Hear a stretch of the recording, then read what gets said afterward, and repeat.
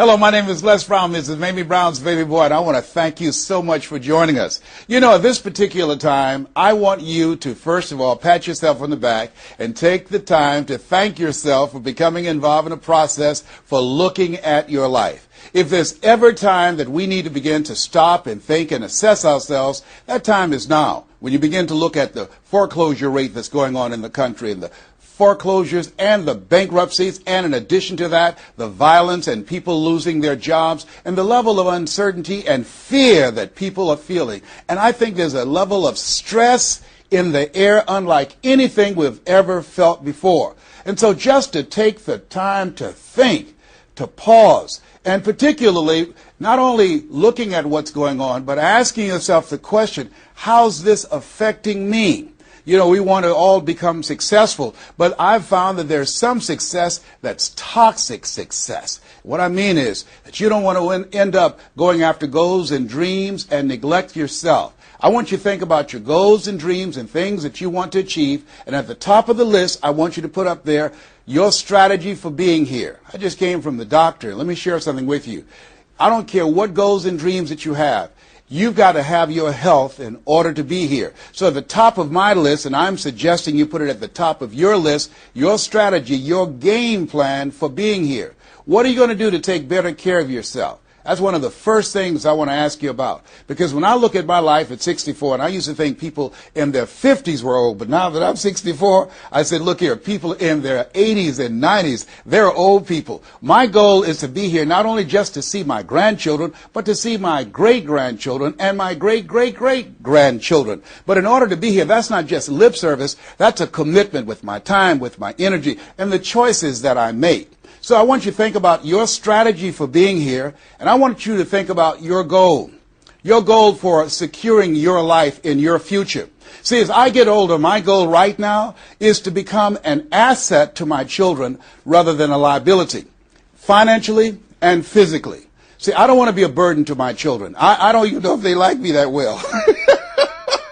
I love my mother. My goal and dream was to take care of my mother. I did that. I brought her home. I took care of her until she's 89. But children, they're different today. These are different type of people up in here. You don't know what this generation might do. Now, I know they say, Dad, we love you, but I really, really want to stay in good shape and take care of myself because I don't want to be around the house and my kids saying, look here, who's going to take care of him today? All he's doing is sitting around talking to himself, talking about, yes, I can, and yes, I will, talking out of his head. No, I don't want that kind of party for me. My goal and objective is to die young at an old age. So I have a game plan. I don't like to eat vegetables all the time, but now I feel like a silly wabbit. Why? Because I realize at this stage of my life, I've got to eat more vegetables, I've got to get more rest, I've got to drink more juices, and I've got to do all of the things that make the healthy choices that will say to my body, Les, you plan to be here, I see that you're serious, so I'm going to take care of you.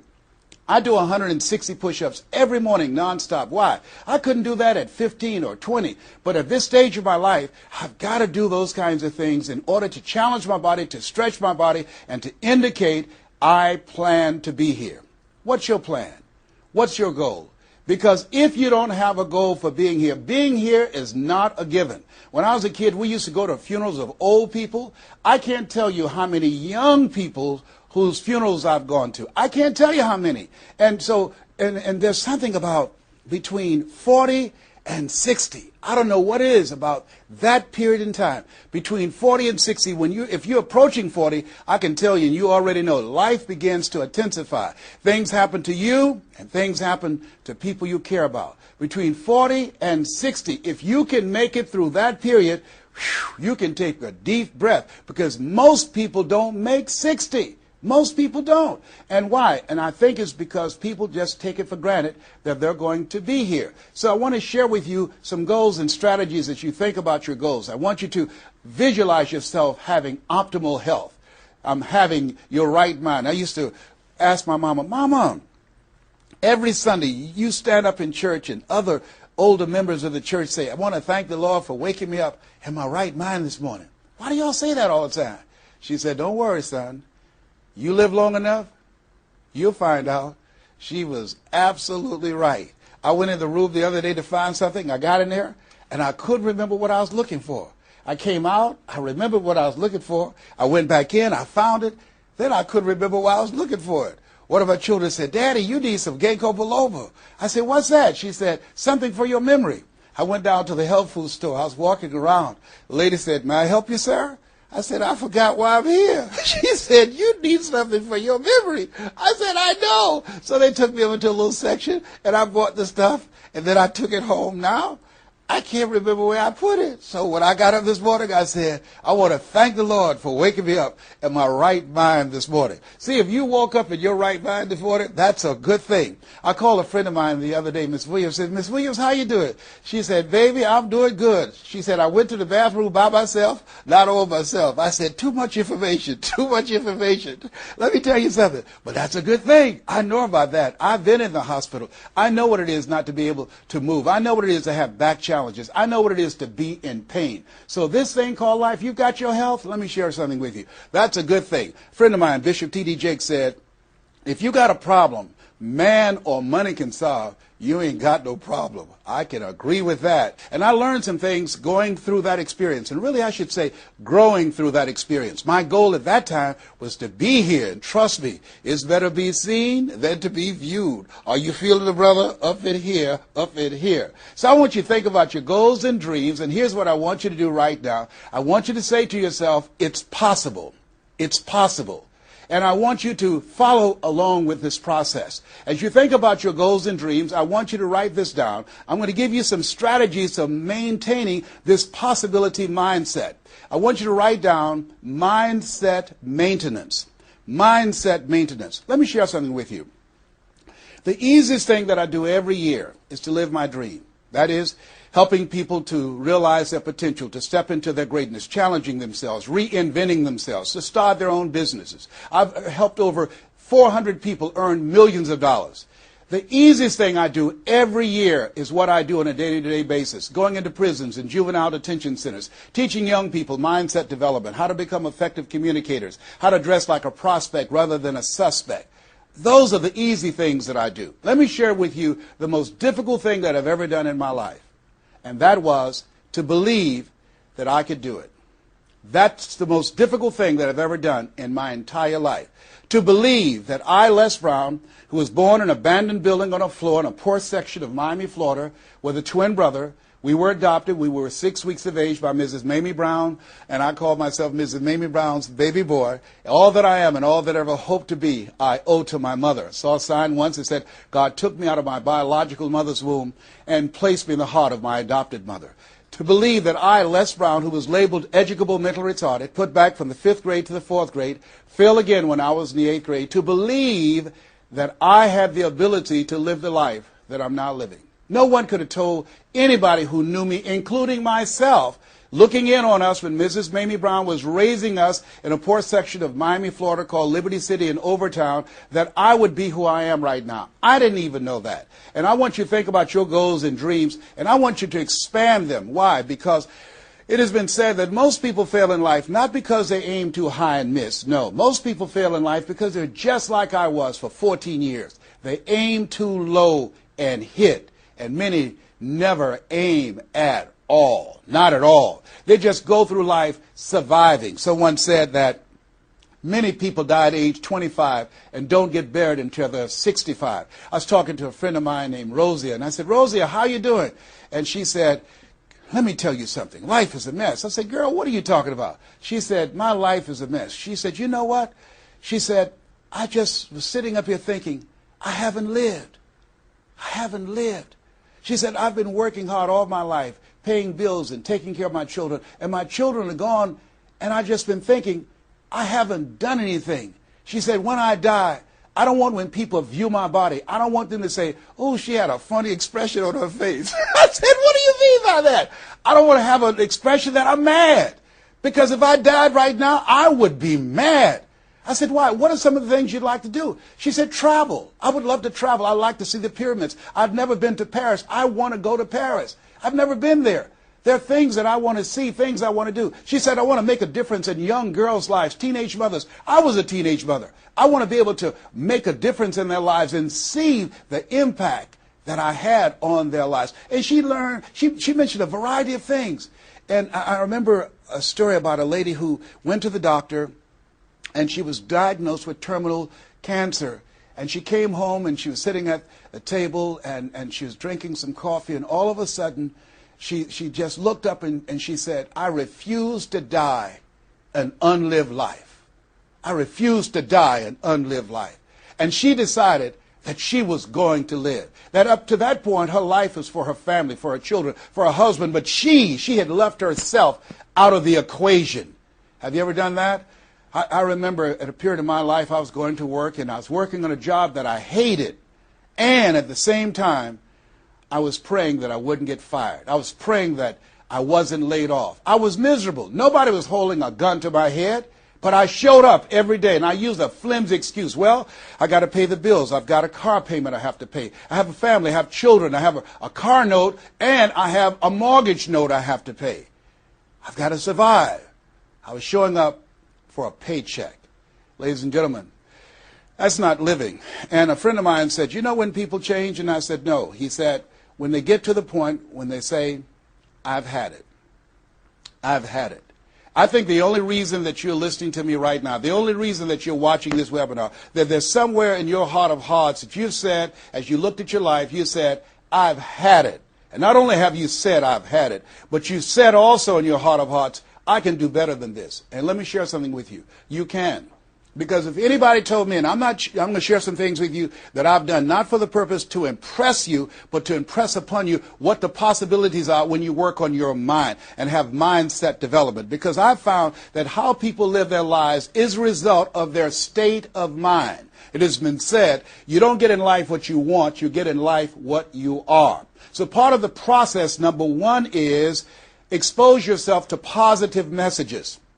See, what I'm doing right now, I'm distracting the story that's going on in your head right now. How you live your life, how I live my life, how all of us live our lives is a result of the story we believe about ourselves. And most of us are born into stories. I was born into a story where we were poor, but we didn't know it. I didn't know we were poor until I got on a bus with my mother going to do domestic work on Miami Beach. And when we crossed the Venetian Causeway and I saw those big, beautiful hotels, and I was in the homes with my mother making up beds and cleaning, and we ate the food left over from the families that she cooked for. And we wore the hand-me-down clothes of the children that she kept. And I kept saying, "Mama, what is it, boy?" As we got ready to pack up to go back home and to Overtown and Liberty City and all the poverty and filth and the violence there, I was saying, "Why can't we stay here?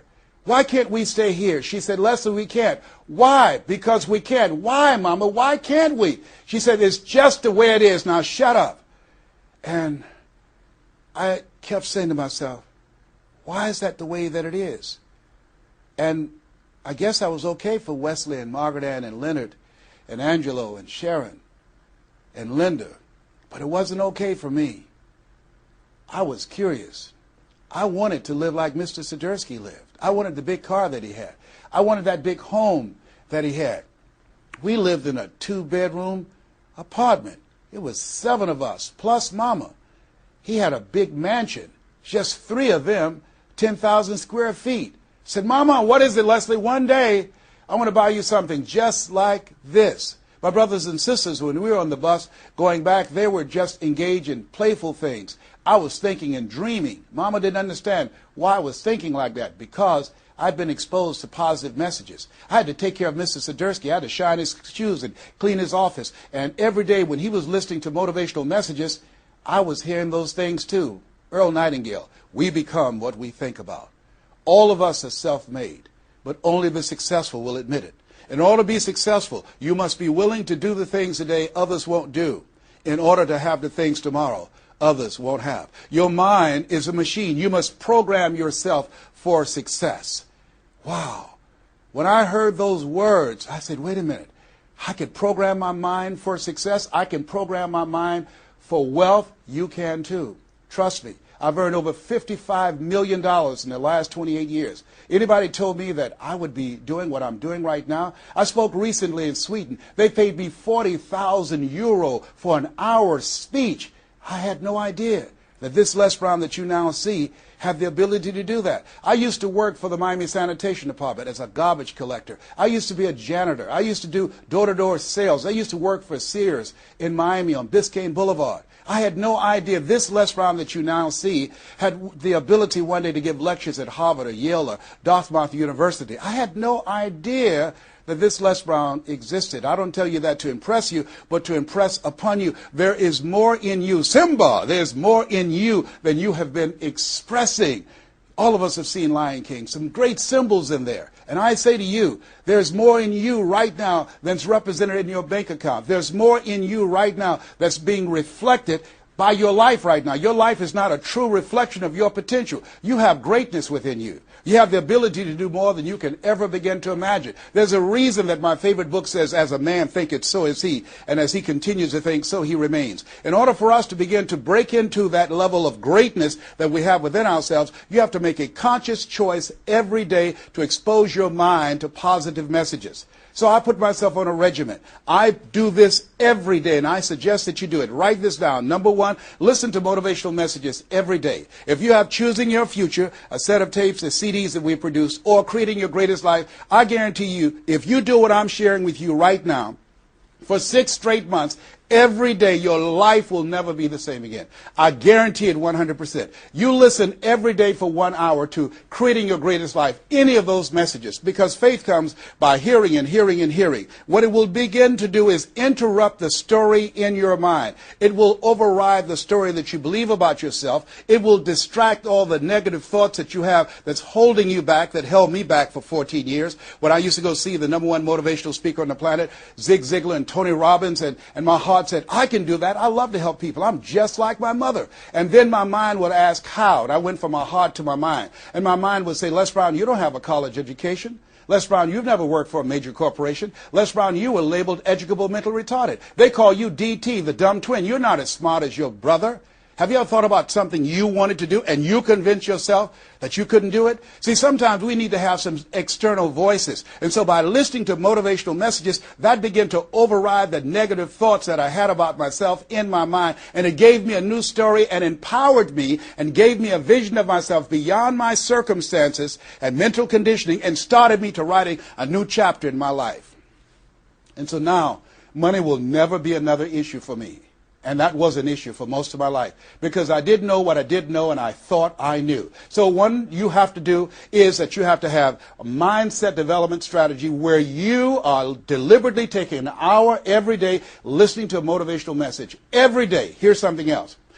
Read 10 to 15 pages of something positive every day. Why? And read it with conviction and stay focused. 10 to 15 pages every day. This is 7 days a week? Absolutely. Absolutely. Every day, McDonald's know that you know where they are. Burger King know that you know where they are. But every day they have some advertising. They have billboards, they have radio, they have television. Why? Because by exposing you to those messages, that will begin to impact your behavior. And it will drive you into the place to purchase what they're advertising. Now you're advertising for your greatness. And faith comes by hearing and hearing and hearing and hearing. So you want to listen to positive messages every day. You do this, I'm telling you, your life will never be the same again. And read 10 to 15 pages of something positive every day. I read 2 to 3 books a week.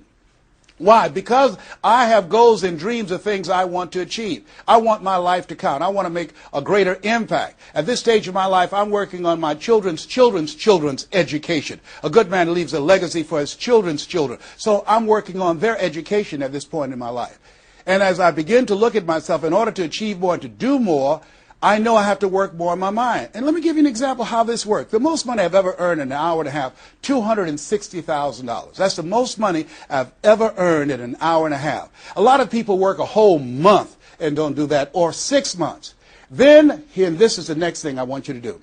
I want you to look at your relationships, and I want you to upgrade your relationships. See, MIT did a study, and this study indicated that you earn within $2,000 to $3,000 of your closest friends.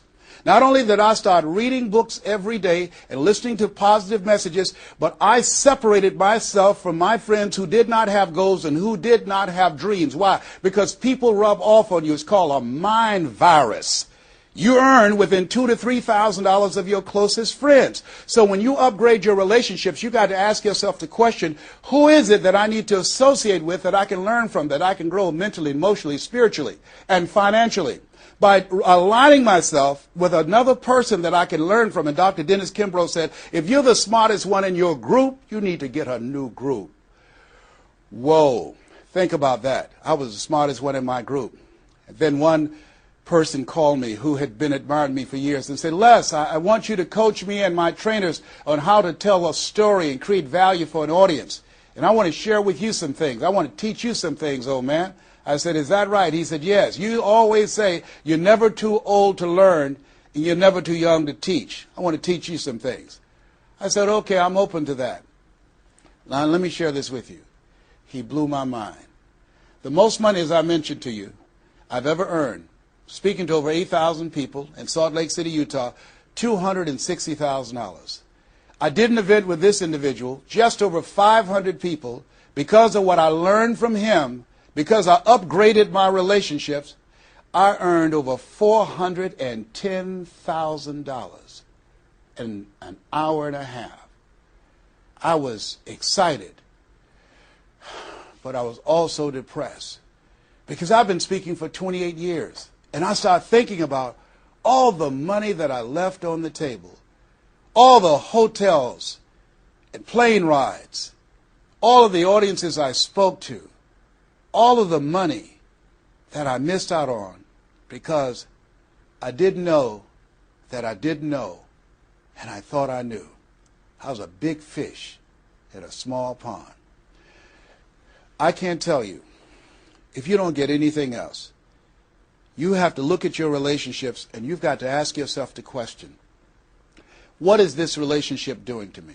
And I mean in every area of your life. When the doctor looked at me and said, you have cancer. Cancer is the most feared word in 7 different languages. One of the first things I had to do, I found out who had cancer at some point in time or was living with cancer and conquered it. I surrounded myself with people who had done what I wanted to do, who were winning at the game. See, it's very important, every area of your life. If you want to improve your health, start hanging around healthy people. They did a 30-year study and said that the reason that most people are obese, it's a mind virus. Listen to what they said. A mind virus is communicated mind to mind. That if you have a friend that's fat or you marry somebody that's obese, you have a 41% to up to 161% of becoming obese yourself. Even if they live in another state. Whoa, why? Because birds of a feather flock together. Never forget, a high school teacher, Mr. Leroy Washington, said, Mr. Brown, if you run around with 9 broke people, I guarantee you, you'll become number 10. Whoa. Think about that.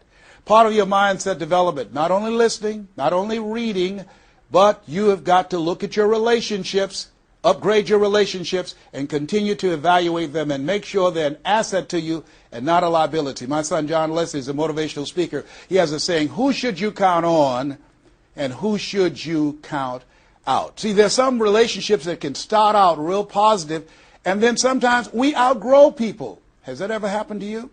Have you ever outgrown someone? Somebody you used to be close to, used to be your bosom buddy, and then you haven't been together for a time, and then when you get together, you have absolutely nothing in common.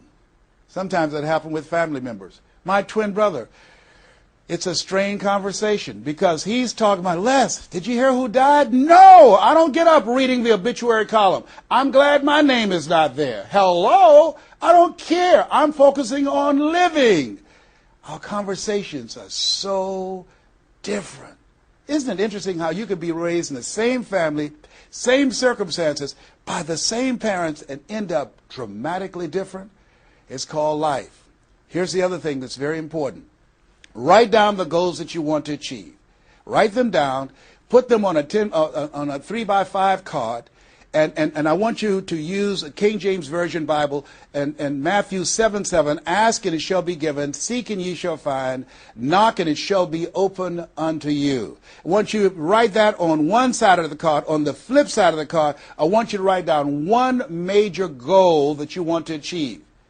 And you want to read that 3 times a day. 3 times a day. What are you doing? You're hypnotizing yourself. and you're dehypnotizing yourself. What you're doing is you are dispelling the myths and all of the spells that you're living under. I think that a poverty mindset is a spell.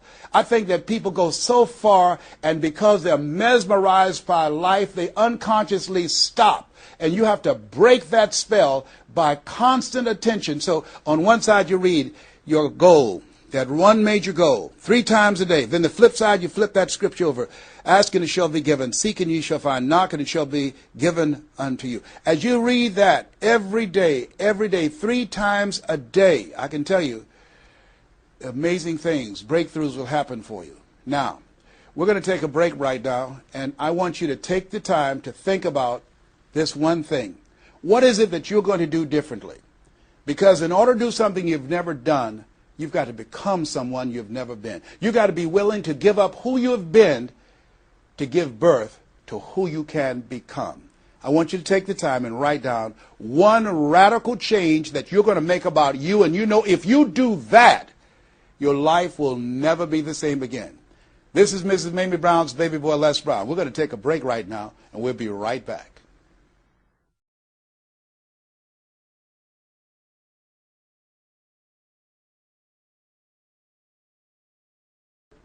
Hello, this is Les Brown, Mrs. Mamie Brown's baby boy.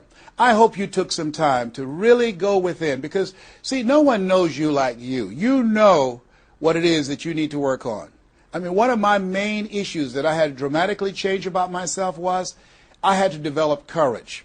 I used to go see people do things. I saw speakers on stage. My heart would say, I can do that. But I didn't have the courage to stand up for myself. For 14 years, I procrastinated. For 14 years, I kept myself as a spectator sitting on the sidelines. And then I saw a speaker, and he was so boring, the room was as quiet as a graveyard between funerals. And I said, whoa, if he can do it, I know I can do it. And because I saw what he did, and his brother-in-law was sitting next to me, and he said, you ought to be that boring and earn the kind of money he earned. I said, how much did they pay him? He said, $5,000. I said, $5,000? He's only been talking for about 45 minutes or an hour. He says, that's how much they make. Now, I wasn't earning $5,000 a month. I said, wait a minute. If he can do that, I know I can do that. Have you ever done that before? He gave me courage. And so at that moment, now that was a decision. I didn't have to have his example of somebody that was less talented than I was to give me the courage. I should have had the courage to stand up myself, to believe in my own stuff. But the truth of the matter is, I didn't. And I can't unscramble those eggs. I cannot pull those years back. I cannot recapture those 14 years. Maybe, that's why my favorite book says, forgetting those things which are behind, reaching forth unto those things which are before. And press toward the call of your higher calling. Press toward that mark of your higher calling. And that's what I do. That's what I do every day. I have to continue to work up the courage. I remember going in to do a presentation before a group of educators. I was the only one there without a college degree. And I had to talk to myself. I went into the bathroom and I said, Les Brown, let me tell you something. What do you care about the fact they have MBAs and PhDs? That only means pile high and deep to you, and not any disrespect for credentials. They're very important. But I had to get myself together. Hey, look here, you can't go in there worrying about what they have. Just bring what you have. You got 7 children you got to take care of. You got a mother you have to take care of. And you have something to say. You have some talent. You have some abilities. You've got to believe in yourself. You've got to stand up. You can't punk out now. You can't fold now. See, sometimes you have to talk to yourself. It might be the most intelligent conversation you will ever have, talking to yourself. So that radical change, it doesn't happen overnight. You can make the decision, but you've got to stay on top of yourself every day to come from and live your life from a place of power, courage, and faith, as opposed to being a volunteer victim, as most people are, volunteer victims. Here's something else. Get an accountability partner. Get someone that's like you, a like-minded, like-hearted person, that you have similar goals and dreams, and you hold each other accountable, and you talk with each other on a regular basis. And if you can, join a mastermind group of other supportive mindsets of individuals who are working to improve themselves, who are stretching and challenging themselves. And here's something else, a worthwhile investment. find yourself a coach. Find someone in your industry, find someone in your area of interest that you can invest in yourself and have an accountability coach. I have a coach. I spend over $100,000 a year on my personal growth and development on my coach. Why, Les? You're Les Brown. You were selected one of the top 5 speakers in the world. You got the highest award from Toastmasters International and the National Speakers Association. You're one of the highest paid speakers in the world. Why would you need a coach? If you ever watch Tiger Woods, who everybody would say arguably one of the greatest golfers on the planet today, whenever he swings, you will see him look at the ball, and then he'll look to the right to look at his coach. If Tiger Woods needs a coach, what do you need? What do I need? Here's something I can tell you that I know. You can't see the picture when you're in the frame. You can't see the picture when you're in the frame. Most people fail because they don't know that they don't know, and they think they know. Einstein said, the thinking that has brought me this far has created some problems that this thinking can't solve. See, what got you where you are right now? Your best thinking has produced the level of money that you have, your level of accomplishment, the growth of your business, or the lack of. Your best thinking has produced that. Own that. Face that. And get some help. One of the things I teach, ask for help. Not because you're weak, but because you want to remain strong. And ask for help. And don't stop until you get it. And so take the time and find someone that can coach you. Find someone that will have the courage to tell you what you need to hear and not what you want to hear. And that's what I have in Mike Williams, who's been my coach for the past 38 years. And I shudder to think what would have happened to me. I used to be a disc jockey, Les Brown, the man about town, LB, Triple P. There were none before me, there will be none after me. Therefore, that makes me the one and only. Young and single, love to mingle, certified, bona fide, duly qualified to bring you satisfaction and a whole lot of action. I was bad, baby. Yes, I was. And this guy said, Les, you're more than a disc jockey. What are you talking about? Man, if you can entertain people and don't see them, if you can reach people, Les, through this microphone and you can't see them, what can you do if you could see them? If you can entertain them, you can educate them. You can empower them. If you can be Les Brown, the man about town, and you can swim to the bottom of the deepest ocean or climb to the mountain, the top of the highest mountain, no matter where you go, they'll be talking about me, LB, Triple P. If you can come up with all of that kind of gobbly-gob garbage, what could you do if you sat down and you started thinking and doing editorials about things that's maintaining our detriment? What could you do to inspire people to register to vote? What could you do to begin to impact public policy? You've got to get a larger vision of yourself. I said, Mike, I never thought about myself in that way. See, has anybody ever seen something for you that you didn't see it for yourself? I didn't see that for myself. Maybe that's why my favorite book says, eye has not seen, ear has not heard, nor has entered the heart of mankind what God has in store for you. Because of what he saw in me, he inspired me. He gave me a vision of myself beyond my circumstances, beyond my mental conditioning, and beyond the job where I was, because I thought I was just a disc jockey. I love that. I master a microphone. You drop me in any city, I can master a microphone. I can turn a city upside down with a microphone. But I had more in me than I was expressing, and I did not know it. And because of his encouragement, I became a community activist. Because of his encouragement, I started doing a talk show called Voice of the People. Because of his encouragement, when I got out of radio, I ran for the Ohio legislature, and I was elected. And because of his encouragement, I passed 14 bills my first term. Because of his encouragement, I was elected 3 times and became the chairman of the Human Resource Committee. Because of his encouragement, I became a public speaker. Because of his encouragement, I became an author. Because of his encouragement, I did a show for King World called The Les Brown Show, and they paid me $5 million, $2 million not to speak. Because of his encouragement, I produced specials for PBS, public television. They said, you couldn't do that. You don't have a college education. It's educational television. Because of his encouragement, I did so many things I had absolutely no idea that I could do. I encourage you to live full and to die empty. There's more in you right now than just working on a job where they pay you just enough to keep you from quitting and you work just hard enough to keep from getting fired.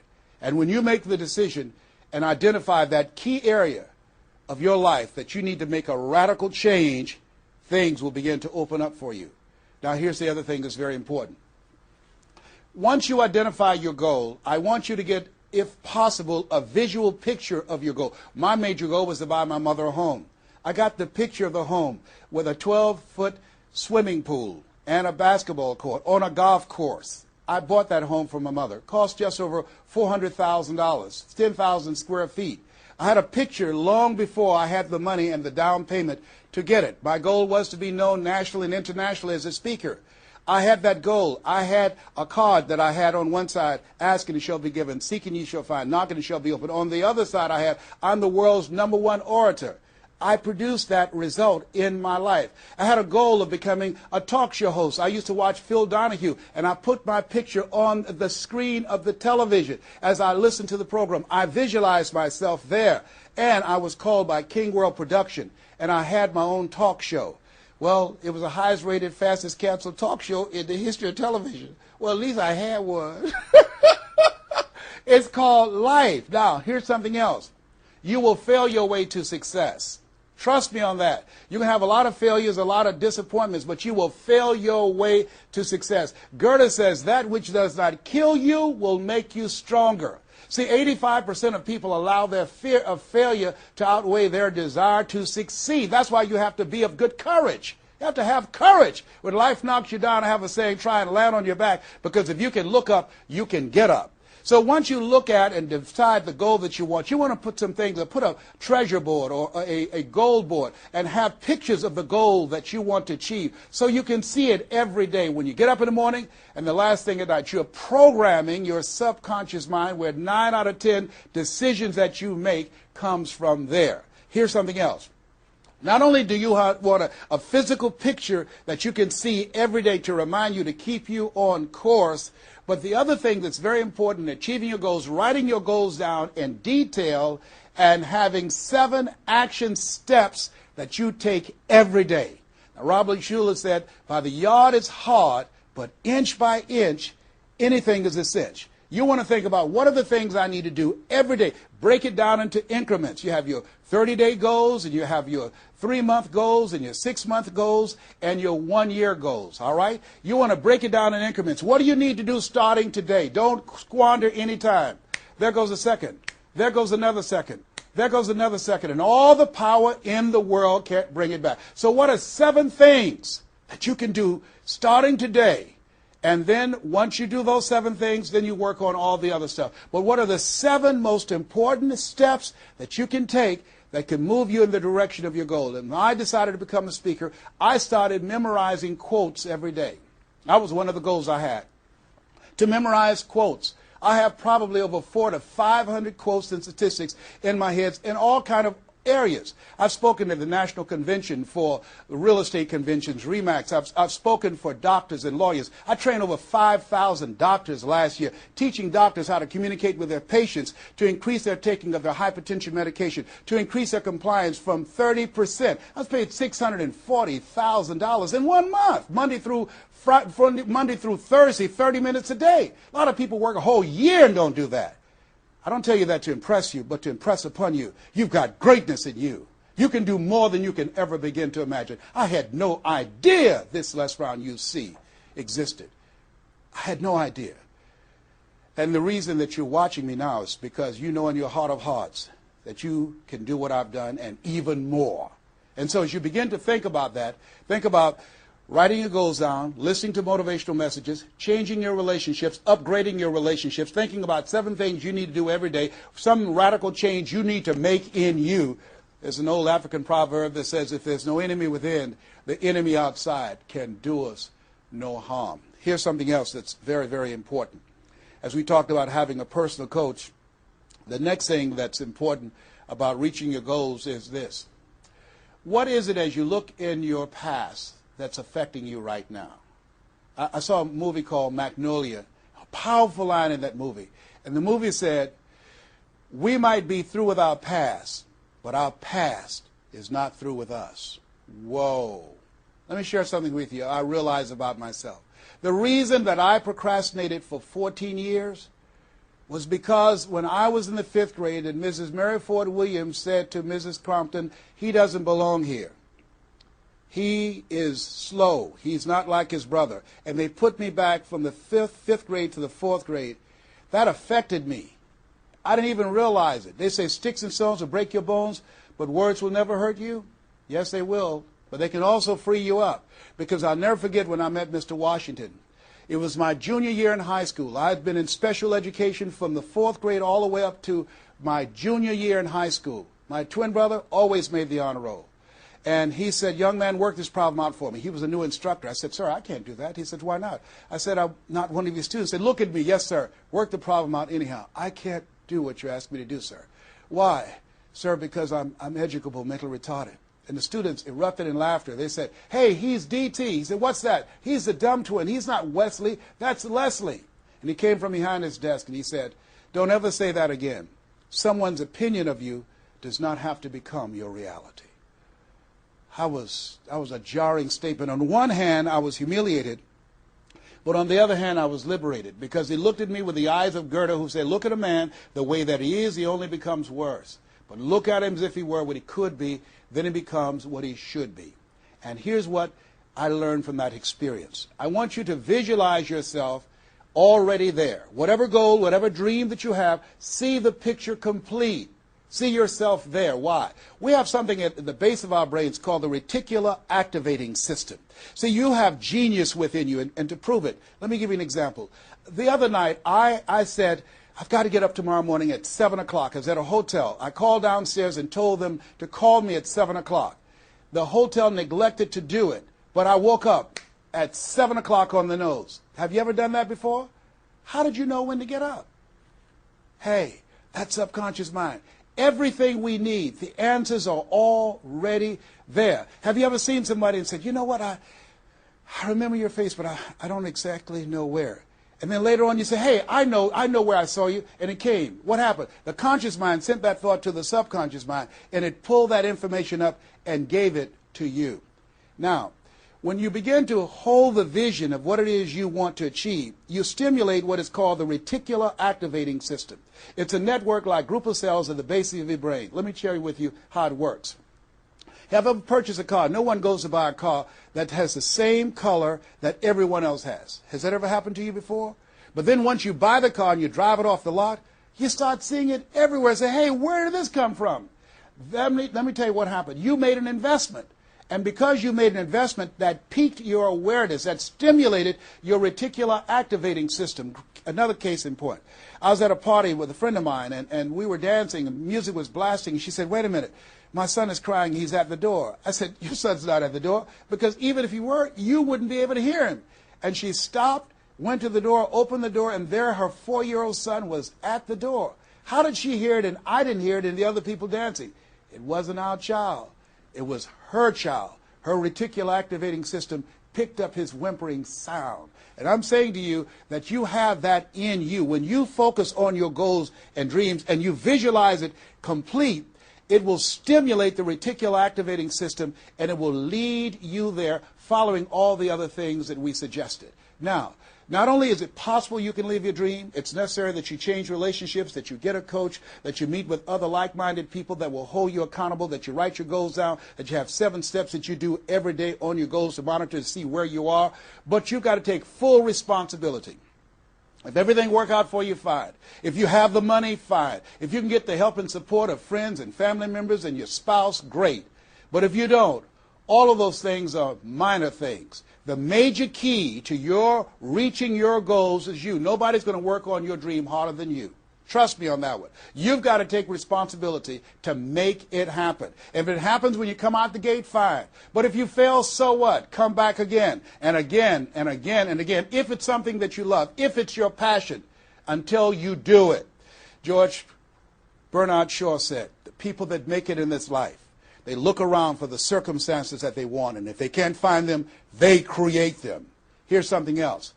It's hard. When I bought the first home for my mother, and I didn't do a title search, and a guy sued me, And I had to move out from the big, beautiful home I bought her to a roach-infested home I moved her out of. And the neighbors came out and said, Mamie, y'all back? Yes, what happened? My boy lost a house. He didn't do a title search. And we had to get out. They foreclosed on the house. He didn't have the $50,000 to pay the guy who put a lien on the property. It was devastating. But let me tell you something. It was worth it. Because I came back. 90 days later, I got a bigger and better house. 90 days later, I stayed focused on the goal. And that's the thing that you want to do. Stay focused on your goal. Keep the main thing the main thing. You're going to have distractions. That's a part of the process. It's not there to stop you. It's only there to challenge you. You want to grow through it. You know, I think it was Robert Schuller who said, tough times never last, but tough people do. Keep the main thing the main thing. You're going through hell? Don't stop. Keep moving. Keep on moving. Don't stop to talk about it. Keep moving. That's the name of the game. Keep on swinging. One of my favorite movies is Cool Hand Luke and Paul Newman. I don't know if you've ever seen the movie, but there's a scene where Cool Hand Luke is fighting a guy, big dude, just kept knocking him down. Bam! That kept on knocking him down. Cool Hand would get up, he'd knock him down. Bam! And pretty soon the guys would feel inside and say, stay down, Cool Hand, stay down. Cool Hand Luke would get back up again. Guy would knock him down. Bam! The guy would say, stay down, man, stay down. Cool Hand would get back up again. The guy would knock him down. Bam! And after a while, the guy got tired of knocking Cool Hand down. And Cool Hand stood up. Everybody had walked away, and he was still swinging in the wind. Swinging. Nobody was there but him. That's who I am. Cool Hand Luke. That's who you want to be. Cool Hand Luke. You keep on swinging, and the universe will yield to you. It will dispatch angels to come rescue you and say, back off. Give him what he wants. Give her what she wants. Let's go find a wimp today. That's the way life is. It's hard, but it's worth it. What will make it worth it for you? Nietzsche said, if you know the why for living, you can endure almost anyhow. I want you to take the time and write down 12 reasons on why you won't fail. Because when the tough times come, and they're going to come, when life hits you on the blind side, and that's going to happen, your children start going crazy, or someone you thought you'd be married to for the rest of your life, like I went through, and they decide they want a divorce, called life. What is it that can keep you going? Your reasons will be your rod and staff to comfort you, to take you through that process. I can tell you it's possible. You can live your dreams. It's necessary that you surround yourself with people you can learn from and grow from, that you write your goals out, you work on them every day, that you have a made-up mind, I am going to make it. It's necessary that you constantly work on yourself, reading positive material, listening to positive material, going to seminars and workshops, investing in yourself, getting a coach. And it's you. You've got to take personal responsibility to make it happen. Don't see yourself as a victim. And it's hard. It's hard. Changing your life is hard. Getting up, working when you're in pain is hard. It's hard. It's hard. Working when you are trying to make something happen for you and the family, and you go home and you're facing a living hell where you need to refuel and replenish yourself mentally and emotionally and spiritually, and you got a battle in your home base. It's hard to keep your spirit up. It's hard. And people don't see the vision. They don't believe in you. They say, oh, you can count on me, and they're not there. They just lied. They're only there when they need you. It's hard. I can tell you, it's worth it. The sacrifice that you have to make, I can tell you from my experience, it's worth it. So take the time to write down, what are those 12 reasons of why you won't give up? What is it that will make it worth it for you? And once you find that, you will create some momentum in your life, and then it's done. It's done. Stick a fork in it. It's done. Here's something I want you to keep in mind. Life is a fight for territory. It's a fight for territory. And once you stop fighting for what you want, what you don't want will automatically take over. I want you to read that. I want you to memorize that. I want you to put it someplace where you can see it. I want you to keep that in mind. Life is a fight for territory. And once you stop fighting for what you want, what you don't want will automatically take over. Once you stop fighting for financial freedom, I am cancer-free, I'm debt-free, and I'm drama-free. I have the faith to call forth those things that be not as though they were. I'm fighting for my peace of mind. I'm fighting for my freedom. I'm fighting for my children's children's children. I'm fighting to create a brighter tomorrow. I'm fighting to make a difference in life. I'm fighting to make my print, to leave my mark. I refuse to die and unlive life. And that's what you are doing right now. You're saying to yourself, I refuse to die and unlive life. I want my life to count. I want my life to mean something. I want not to be a burden to anybody. I want to control my own future, to write my own check, to control my own destiny, to do what I want to do when I want to do it, not to answer to anyone else but myself. You have it like that. The only reason you're watching me is because we're cut from the same cloth. We're branches of the same tree. The only reason you take the time to invest in your time, your money, and your energy to just stay here and focus right now, because you feel me in your heart. Where your heart is, there your treasure is also. As a man thinketh in his heart, so is he. And I say to you, keep in mind what I said. Life is a fight for territory. And once you stop fighting for what you want, what you don't want will automatically take over. Jim Rohn said something I love. He said, when the end comes for you, let it find you conquering a new mountain, not sliding down an old one. No. Life is too short and unpredictable, as Helen Keller would say. Eat the dessert first. Don't let it find you sliding down the same mountain. I don't know what your goals are. I don't know what your dreams are. Here's what I know about you. You have greatness within you. Here's what I know about you, and I don't even know you, but based upon my own experience, you were chosen on purpose for a purpose. 1 out of 400 million sperm. You have greatness within you, but greatness is a choice. It's not your destiny. It's a choice that you have to make every day. Choose ye this day whom ye shall serve.